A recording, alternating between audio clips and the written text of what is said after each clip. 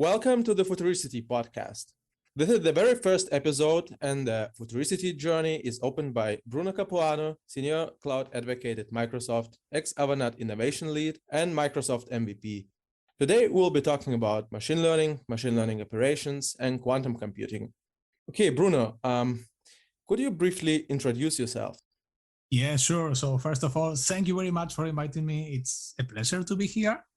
And as you mentioned, Bruno Capuano here from Canada, but notice the accent, not Canadian. I was born and raised in Argentina, moved to Spain, lived in Spain 11 years, and moved to Canada 5 years ago, almost 6 years now. And right now I am working in Microsoft as a senior cloud advocate, basically trying to connect with the communities, trying to engage the amazing group of developers to do amazing stuff. And before this, I worked 16 years in Avanade in different roles, and the last 5 here in Canada, I lead innovation there. In this time, I was also a Microsoft MVP before moving to Microsoft, which is a recognition that Microsoft shares with professionals when you are advocate and you have passion about a specific set of technologies. So during 14 years, I was recognized in different technologies. The last 4 or 5, I was recognized in the AI category, artificial intelligence. So that's me in a nutshell. Very new to Microsoft and very old into Microsoft as a company, but very old in the Microsoft scope in working plus 20 years with the technology. Cool. I have another question. What makes you wake up every day in the morning? What are you passionate about? Yeah, so I love technology. I mean, I've been a programmer for a long time, so I'm a developer, but I also like to solve problems, and I like to have challenge, and I like to have different type of challenge and to find kind of answers to this challenge. Try something, learn from failure, try something else, and do these kind of things. And before I joined this cloud advocate group, focus on a specific area, which is the Microsoft reactors, which is a specific experience that Microsoft have in several places around the globe. My day-to-day starts early in the morning with a couple of ideas. One of my ideas, of course, is, hey, I want to do something very fun, very amazing using AI to learn more, to share what I learn, and to have feedback if it works or not. And I also have challenge around, hey, I am back to be part of a global team. So I need to figure out which is the best way to collaborate. How can I engage with my colleagues from Singapore or Australia or remote locations that we need to, I want to learn from them because they are amazing and I want to give them the chance to interact with me. So today, that's probably my 2 big ideas that I have in my head when I get up in the morning is what I can learn today and share it in a good way, and also how I can make this global team work better day by day. That's actually very impressive. I've also seen a lot, like during my preparations, that you do a lot for your, let's say, Spanish-speaking community, also in a technological sphere. What drives you to do it for Spanish community? Yes, that's a great question. So, in example, as you mentioned, my focus, I live in Canada. My official role is focused on the Canadian communities, which is kind of nice because Canada, it's super big. I mean, flying from Toronto to Vancouver is a 5.5-hour flight. If I go back to Spain and I fly east 5 hours, I will probably cross over all Europe. So Canada is huge. But I came from Latin America. I was born in Argentina, and I always try to give back. I always try to be connected with the communities there. Not only Argentina, also Peru, Colombia, everything around Latin America and Spain. So I try to do this connection. And I am super, super lucky, in example, that the team that I am part, even if we don't have any specific focus right now, a specific reactor in Latin America, they give me the chance to spend some time to give back and to do some activities for them. So in example, next month, on January, yes, we are going to start to have kind of a casual Friday, inviting and talking in a specific spot. I think it's going to be on Twitch or live TV. I can't remember the platform, but we are going to invite Microsoft employees, Microsoft student ambassadors, Microsoft MVP, technology enthusiasts, whatever, from the Latin America community to talk in Spanish and to say, okay, what is the latest news from the week? Or are you excited about ABCs? And that's super important for me. Giving back to my origins, to my country, to my Latin background, it's something that I always try to do. And hey, you probably seen that every time that I do a talk, I probably do the talk at least one in English and one in Spanish. That's a minimum check for me. And everything else that I can do, I will always try to do that. Impressive, and I can highly relate to this, really, because I'm members from Belarus and living in Germany right now, so pretty, same story. Okay, so if you had to write a book tomorrow, what would you write about? I like this one, and you made me think when you share the question. This is a spoiler. I read the question before this, so this one of the hard questions, because I back in 2010, I couldn't remember. I created and shared a couple of books during a couple of years around Visual Studio. So I wrote a book about user on Visual Studio 2010. It was nice. It's kind of a manual. It was huge. It was nice. But it's a technical book. It basically, you release, you write, you publish the book, you have the editing process and everything, which is super, super hard and super, super fun. But your book 6 months later is going to be old. It's going to be dead. It's happening with technology. I mean, if you talk about platform 1 today, in 6 months is going to be old because you already have 1.5 or 2 or whatever. So I was thinking about this, and I started to think also, hey, what's something that I can write and I can probably be help about this? And I say, hey, what I've been doing the last 10 years, I've been learning how to learn something new every day, which is basically knowledge. They talk about have this mindful. You need to have your mind open, and you need to be ready to unlearn and learn again. And I think there is something there that you don't need to be afraid. You can learn something new. It doesn't matter if you are new to the technology world, if you are old or whatever, there is always a space to learn. I was starting to write a couple of notes, and I was happy about this. As I said, when I read the questions, in this one I spent probably 20 minutes writing for myself about, I should probably have A's, B's, and C, because I think that, hey, there is something that if you ask me, instead of reading about getting a book about specific technology, I will probably try to get a book, something like this. So, okay, how can I change my mindset to learn something new, to be prepared to change whatever I already know and go that direction? So I will probably write about that. Okay, cool. Really cool.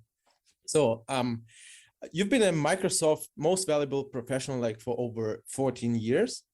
And last 4 years in the category, or 5 years in the category artificial intelligence. Can you give top 5 crucial tips on how to become a Microsoft MVP? Yeah, sure. And probably not going to be 5, but what I've learned and worked for me, and I try to share this time to time, is first of all, you need to be passionate about something. Don't try to be an MVP because you want to be an MVP. Usually the best MVPs that I've known are people who are not going in that direction. They're basically very good in one technology. They're very passionate about the technology, and they love to share. It's super important to have this passion for technology, and also to share, to see how you can engage with communities, how you can interact. You don't need to have if you have a blog, if you have a podcast, if you have a set of videos or whatever, that's great, but be part of the community is super important. The other part, which I think it's super, super important, besides having this passion and sharing your knowledge, is find your style. Do not try to be the new Scott Hanselman. Do not try to be the new whoever. Be yourself. If you find your style, it's going to be great. And I learned this basically because it took me a long time to try to figure out what I like, because how I like to share, how I like to learn.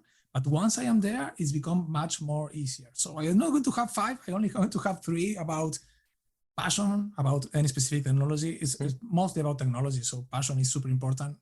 Sharing, being part of a community, collaborate, connect, that's also super important. And third one is be yourself. Try to find the best way that you can put yourself in the table and connect and learn and share. Super cool tips. Thank you.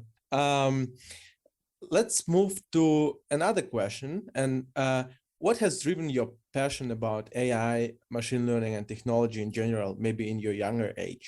Tell me a bit more like about your transition into machine learning and artificial intelligence. Yeah. Yes. So, long story short, as I mentioned, I am a programmer. I've been a programmer all my life. I did a lot of stuff in C++, in C#, Python, mostly in the last 5 years with machine learning. And 7 years ago, Microsoft released a product. It was an online service. It was called Project Oxford. And it was basically an endpoint, an HTTP endpoint that you can submit an image and it's going to detect faces and give you information about the faces. And for me, it was like magic. I can submit a photo and get back information around, I found the photo here. This is a male or a female. This person is smiling. This person is sad or whatever. And I said, oh my God, this is magic. So I started to see how I can do this. I think, okay, this is going to be easy. This is going to be kind of learning a new whatever. And I started to do some research. It was crazy. The world of machine learning is super huge. I find an online course, yes, in Coursera from Andrew Ng. Andrew Ng is kind of I know him, yeah. Yes, everybody knows Andrew Ng and probably know the course that I am talking, machine learning there. I did my machine learning course. It was super hard at the beginning because there is a lot of math and algorithm there. Yeah. And to be honest, the first couple of weeks, I was almost quitting a lot of times. I didn't like it. It was super hard, super boring until on the third week, I think, we started to code. We use a super crappy language. I think it was something, I can't remember the name, but it was very similar to MATLAB. And it was weird. You have arrays starting in 1, not in zeros. You have some crazy stuff. But when I started to code, I started to understand what I was reading, what I was in each one of the lectures. Every time that we have a practical exercise, that's the moment that it was, wow, this is what gradient descent means. It's not just a crazy algorithm. This is how I really do this because I understand code. So I really like it. I think that was a key moment for me. And hey, after I finished the course, I did one for deep learning. I did a couple of one around TensorFlow. I started to move from C# to do more and more Python and these kind of things. And I wasn't chasing this. And by the way, I'm not an expert on machine learning. I'm mostly an enthusiast or aficionado or whatever. Yeah. But that's how I learn. I really like this platform to recognize faces, which is a super tricky and long topic to talk about. And I was, how do I do this? So I went there, started to learn, started to understand. And at the end, it's programming. It's the stuff that we do in our day by day. But I think it's a nice suggestion to everyone who is interested in or working here to at least have this knowledge base. I mean, to be honest, I don't know when was the last time that I applied anything that I learned with the Andrew Ng course in the last 2 years. Yeah. But having those knowledge is great because you start, okay, this starts here. Then you move to other levels. You're not going to, probably myself, I never went back to this, but I think it's good to know. If you are a programmer and you are there, try to stay at least 3 weeks because in the third week, you're going to start to code. Yeah. And for me, it was the aha moment that, oh my God, this is amazing. Yeah, absolutely. You're absolutely right. I mean, that's what I did basically because I'm a self-taught data scientist and I had no experience like with coding and with programming. And I had some good foundational knowledge in statistics, like in applied statistics, thanks to my university, but zero coding, zero programming. And when lockdown started, I've just had plenty of time. Everything was closed and I had plenty of time, just to make this transition because it was on my agenda. And that's literally every step you've described was on my calendar last year. So yes, and I think it makes sense. And a lot of us gets there because as you mentioned, in your case, you have time, but you have some kind of motivation. You have time, you want to do something new, you want to test it, you want to learn, but once you are there, hey, it's not so, I mean, it's tricky, but it's not so hard that we see from the outside. Oh my God, that's a dark magic or whatever. Yeah, it's not dark magic. You want to know what made me do this transition? Because I was working as a data analyst in a solar startup. And what really inspired me a lot Spotify algorithms, how they can suggest music, how they can recommend music. I was really, absolutely kicked off. This application, it's insane. For me, it's like next level. And I was wondering, like, how does it work? And I've started, diving deep and reading about it and say, okay, I know this. I know a bit of like from this, it's a bit math, a bit statistics, a bit this and that. And yeah. And you start to connect the dots, and you probably pick one of the MNIEST. I can't remember the name of the public data sets. You do your stuff and you say, oh my God, this is the recommendation enzyme. Iris data set, yeah. Yeah, so the Iris data set, oh my God, I hate it. It was everywhere. But hey, that's a recommendation engine, and you have this moment. Of course, Spotify and Amazon, they have a complete different approach, but it's the same idea in a different level. And hey, that's great. I didn't even know. Good for you. Go with Spotify. Okay, let's move to another question. Describe in a couple of words, like from your experience, why machine learning cloud development becomes so popular. Yes, and that's a very good one. I think mostly because we have access to the tools and the hardware, and it's available everywhere.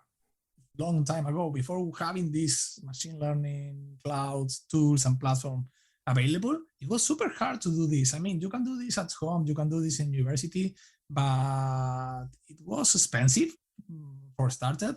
Also, it's not easy to set up everything, to have everything there.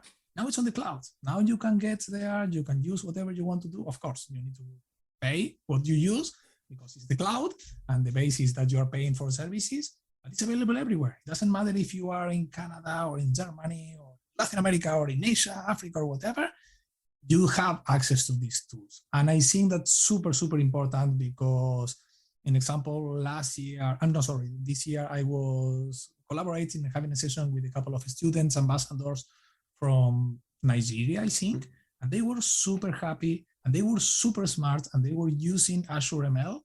And they told me that, hey, the only thing that they need in order to use and learn Azure ML is an internet connection. Better or worse, but if you have access to a computer, a browser, an internet connection, you are almost there. So I think for me, that's super, super important. And that's also what is making it so popular. Okay. And from the business perspective, let's say if we're talking about businesses who are trying to implement some machine learning or AI or some, if we are talking about Azure, some Azure services, why it becomes so popular?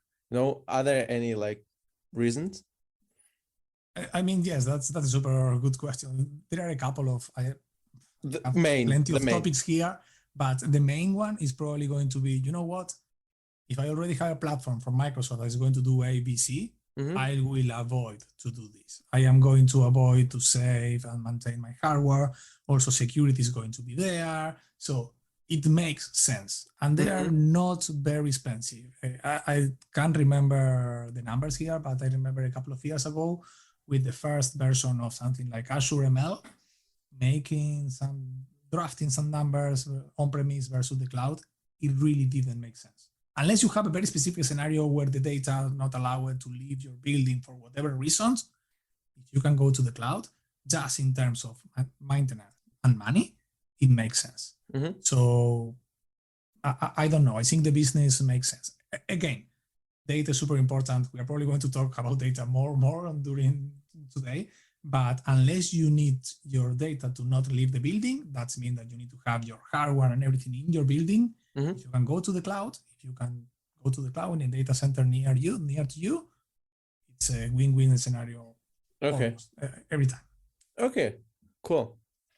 Right now, we are at the limits of our data processing power, and normal computers are not really enough anymore. All the big tech companies out there are, in a race for building the first viable quantum computer.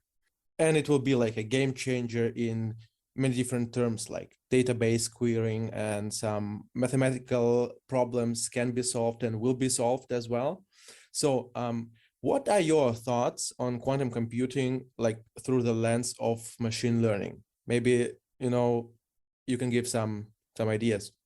Yes. So, and again, that's a very good question, because a couple of years ago, when Microsoft released the first beta version of Q Sharp, Q Sharp is the language that we have in the Microsoft scope to do quantum programming. Mm-hmm. I started to think, okay, I want to know what this is about. This is a programming language. I can understand this. And again, it was boom, mind blowing.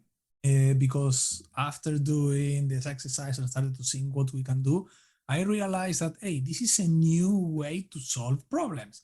And as you mentioned, once we are in the state that we can access to very powerful quantum machines with a lot of qubits available that we can process, we are going to solve problems, and we are going to have a lot of scenarios that is going to be, oh my God, this is going to change everything. So that was my initial thoughts about it. But then I realized, okay, probably when we talk about machine learning and we talk about quantum, and we talk about always at the end talking about security, that everything around security is going to be cracked in the future and quantum is going to break.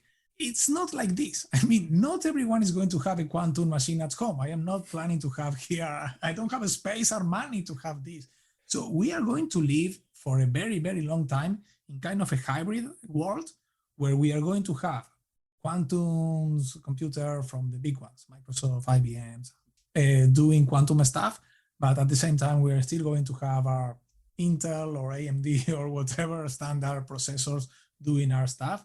And there is going to be a lot of work in the future for bridge between these two scenarios. Mm-hmm. So I'm guessing that, of course, a big pharmaceutical company is going to use quantum to solve these crazy protein problems that they are facing, and they are going something like the AlphaGo and the AlphaFold did this year. But at the same time, we are going to have security companies trying to figure out what to do. But as a final user, I think that we are not going to have a lot of big changes in our day-to-day life, but we are not going to also realize that we are living in a hybrid. That somewhere in the cloud, we switch from the standard computer, from ones and zeros to quantum bits, and it's something happening there. In the machine learning world, it's going to be the same. We are still going to solve problems in our standard scenarios, but somehow we are going to have a bridge there where a specific set of problems, and when it makes sense, are going to be solved using quantum approach. The main problem, again, is not everybody has access to this. Even if we can use the platform today, I don't think quantum is going to solve everything. It's going to be very specific at the beginning. Okay. Do you think it will be something similar to the cloud computing as it was, like, I don't know, 15, 20 years ago? Like this bridge? Yes, that's a perfect analogy. At the beginning of the cloud, you have a lot of people. I mean, we didn't even know what is going to happen there. We basically pick up a lot of hardware and move the hardware to the cloud. It was kind of a mirror, the hardware there. Then we start to learn, it doesn't make sense. I don't need to have my same hardware on the cloud. I can start to split on services, and I can focus on service. So we move from infrastructure as a service to software as a service to platform as a I think it's going to be something similar. That's a great analogy. Yes, It's going to be like the cloud at the beginning and the cloud today. 10 years later, 15 years later, how it grows. Let's see what's happening in 10 years. Okay, cool. It's very interesting. According to the Gartner research, only 53% of all the AI projects make it from pilot to the production. And there are several reasons for that, such as high latency in data transportation, as you've mentioned, also like system maintainability, scalability, and so on. From your perspective, what are the biggest challenges faced by businesses while adopting in any way machine learning, deep learning, and AI in general? Yes, that's a great question. And for me, if I try to summarize this in two topics, one is going to be related of tools, like an example, as you mentioned, data is super important, but navigating, synchronizing, cleaning, and doing everything around data, it's tricky. Also, you don't need to, most of the machine learning projects are great when we are solving a specific problem at the beginning, but then you need to maintain this. You need to create a process to work with this, and that's super tricky. And the second is going to be most related to the projects that are already there. It's around ethics. It's around transparency. We are going to, as a companies, we need to start to answer question why my model A is doing A, B, and C. while this other model is, why is working like this? And we are in the machine learning world, it's not very common to, to understand why the models are doing ABCs. So that's going to be a super huge challenge for the business. Start to figure out, we are doing this, and this is how we get here. And at the end, we get here as a business based on data. So we need to understand the data. At the end, all of the amazing work that we are doing is go back to the data. Okay. So do you think there will be high demand in data scientists and machine learning engineers in a, nearest future? Yes, that's for sure. If someone asked me today, if they are working in IT and they want to go in a specific direction, a specific technology here or whatever, I will say, hey, do something around AI. Data scientists, data specialists, working, whatever related to machine learning and AI, because it's still huge. The demand that we have for this there is a lot of opportunities and stuff to do here. Okay. Like on this point, I have a question. Name me a couple of industries or sectors that are still not touched by machine learning. Because for example, in the car industry, automotive, there is a lot going on around computer vision and self-driving cars and, all these security cameras, stuff like that. Tell me some industries or sectors from your perspective that are not really that touched by machine learning.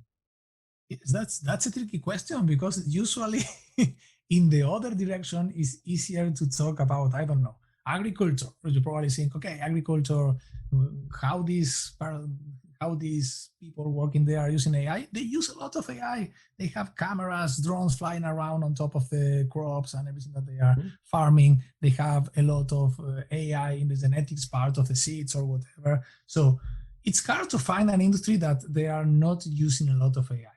I will probably go back to, I don't know, probably in education. Education is, we are still, if you go back how we learn stuff 100 years ago and how our kids, I have kids, how the kids are learning today is very similar. And even if they are using a lot of tools, there is not a lot of AI there. They have Siri, they have Alexa, they understand what they are doing, they have a smartphone, but I don't see a lot of AI guided business like we see in example, as you mentioned, in the automobile, in the smart cars that we see today.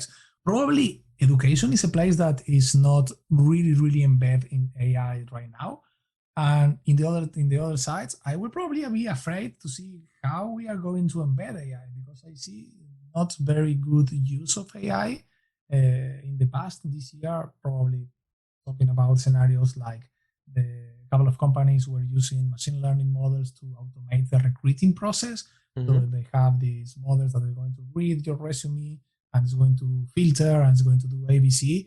And hey, you know what? That's great, but I think inside you still need to have the human touch. Of course. So I will probably think in a couple of scenarios that, like an example, education, AI is not a lot there.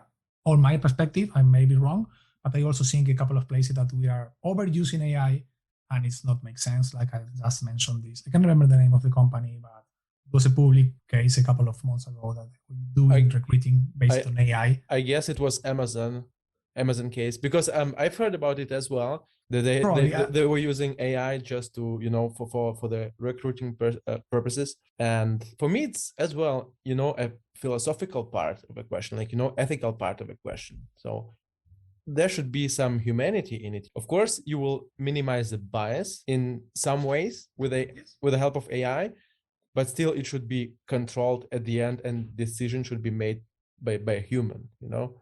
That's completely right. And even right now we are talking and we are sharing our experience and we are having crossing this information and having a good time. You can't emulate this, and it's super hard to put this down to numbers and to train the model to understand these numbers and get an insight from it. So I remember that this conversation started because at some moment a colleague started to ask, hey, if you are submitting your CV to a company, you include or not include your photo? I started to think, oh, that's a very good question, because at the end it doesn't, if you ask me, I don't care. It shouldn't care. but started to read about this and to figure out and started to see that, hey, just your name. My name is a very Italian name. It's Bruno Capuano. Mm-hmm. And hey, if you have some kind of bias against Italian people, that probably not going to get so far. And that's a person. But at the end, you can do the same with the machine learning model. If you train a model and somehow Italians' name are low score, somehow my name is going to be by default low scores. Hey, it's a full story of industries where we are not using AI in the right way. Absolutely. Okay, and let's move to the last question. Every machine learning system, consists of the same minimal steps, such as, data collection, data processing, feature engineering, data labeling, model designing, and so on. And where do you see the future of machine learning and machine learning operations like ML ops? Do you know maybe some alternatives to it? And I'm going to be super biased here myself because just from your experience. Yes, my main experience is around the Microsoft platform. Mm-hmm. And again, everything that we are doing around MLOps today, for me, in my point of view, it seems that the modeling part, it's kind of easy. It's not easy, but it's code, and we've been coding and know how to code. We know how to use and version code. We know a lot about this stuff. Going back to the data, that is where I think we are going to have we have a lot of challenges right now, and we're going to have a lot of amazing insights and new tools in the future that will help us to, as you mentioned, we need to clean our data, but we need to also version our data. And this is not that copy and paste Excel file. This is terabytes or petabytes of data that you cannot easily duplicate. So everything in the MLOps world, in the data modeling and use, even simpler process in the first step, which is data, we need to have better tools. I have the feeling that all of the big announcements of the big companies of machine learning that they have tools in the cloud for this are going to be how we can work better with data. Of course, everybody's going to have better models and codes or whatever, but data is the key part today. Yeah, sure. This is where I think we are, as you mentioned, we spend a lot of time there. It's laggy. It's not laggy, but it's slow. Coding is the fun part, is the easy part, is the one that I really like. Cleaning data, oh my God. Versioning data, oh my God, too. It's super hard. It's super boring. Absolutely. So I think that in the future, that's the part that we are going to see more and more advanced there. So to sum up, the most inventions or the most development will be in terms of data collection, data processing, data engineering, as well as data preparation. So something like how we can move away from dirty data and do the data gaining process better. Is it right? Okay. Yes, that's kind of idea. And as you mentioned, it's probably, and again, I'm not an expert there, but all around data engineering is the key part, because if at any moment we realize that we learn from data, we get insights from the data, that will affect a lot of the way that we are creating the models and that we are doing the algorithm and we are doing everything to work with this data. So I'm guessing it's going to be the main part. And again, it's the first step. But still today is where we spend 80% of the time, probably. Absolutely. 70, 80. Absolutely. Super important. Okay, cool. So now we arrived at our special rubric, Sexing Blitz. So the idea behind this is very simple. I'll ask you questions and you answer them without any deep pondering or any reflection and overthinking, just simply right away. There can be no true or false answers. And if you don't know, just say, I don't know, and it's absolutely fine. Okay? Okay. You have a one-time opportunity to have a drink with one historical figure. Who would it be? Probably Freddie Mercury. I am a big fan of Queen, and I will love to. It was very important. I mean, I know it's special, but for me to have the chance to see them alive and to meet him is going to be kind of great. Amazing. You can give one piece of advice to all the data scientists and machine learning engineers out there. What would you say? Put a smile in your face and move on. It's super hard sometimes, but it's also super, you have a lot of happy moments when something find out. So don't abandon your stuff, don't quit, put a smile and move on. Okay. From your perspective, 5 companies that will shape the cloud future in the next 15 years. Yes, I don't know if we're going to have clouds in the 15 years, probably going to be different, but I am super fan. I am going to go back to just one. If you ask me today where I see most of the most amazing advances in the AI and the cloud world is NVIDIA. The GTC, I think, is the conference that they have. Every time that they have is GTC, and this year they have 2. Mm-hmm. What they show there, it's mind-blowing. Just an example, and if someone wants to have a sense, this year during the keynote, the CEO of NVIDIA was speaking, and at some moment, it was a 15-minute speech about the company, yada.